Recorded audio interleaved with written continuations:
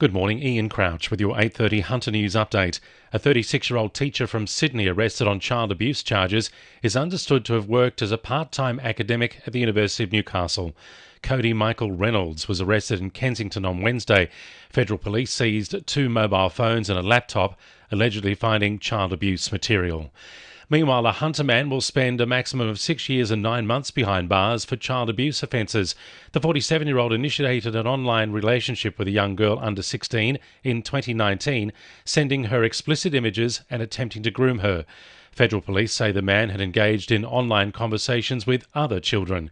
Detective Acting Sergeant Nicole Whelan says the victim was convinced she was having conversations with a teacher at her school. The AFP's Eastern Command Child Protection Operations team arrested and charged the man in July 2020 with soliciting and sharing sexually explicit pictures with a child while pretending to be a teacher at the girls' school. A search is resumed for a woman seen jumping from the Stockton Bridge last night. A member of the public alerted police at about 6:30 p.m. However, a search of the area failed to locate the woman. Water police and marine rescue are searching the Hunter River. If you or someone you know needs help, call Lifeline on 13 11 14. The Hunters headed towards a federal election, and the Maitland Business Chamber is hoping it could spark big promises from the government. It's calling for funding for a range of local infrastructure projects. With concern, action needs to be taken now to accommodate the growing city.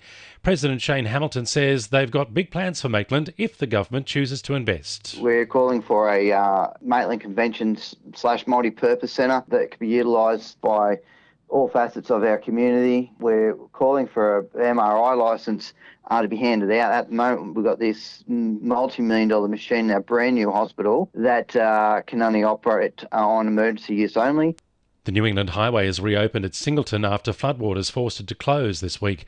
Water levels are slowly receding in the Hunter River, with moderate flooding now at Singleton and Maitland.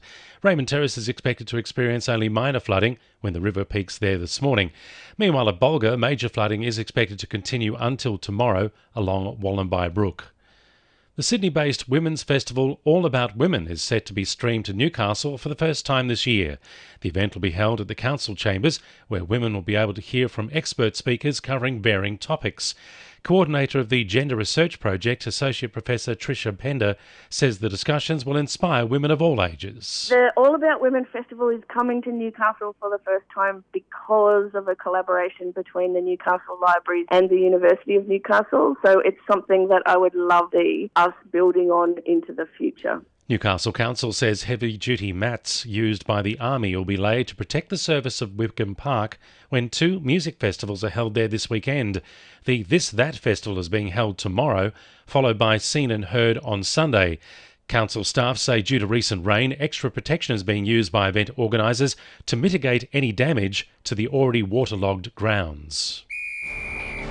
2NURFM Sport. Premiership winner Michael Ennis has urged Knights fullback Kalen Ponga to step up ahead of their opening round clash against the Roosters tomorrow.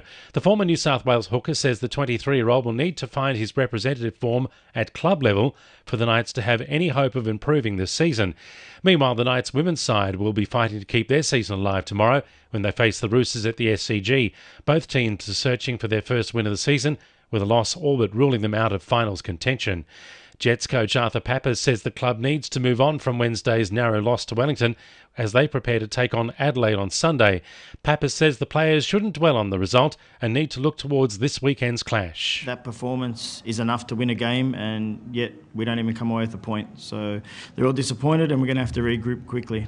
And Merriweather surfers Ryan Callanan and Jackson Baker will both be taking part in the Bells Beach Pro and Margaret River Pro this month before the championship tour resumes.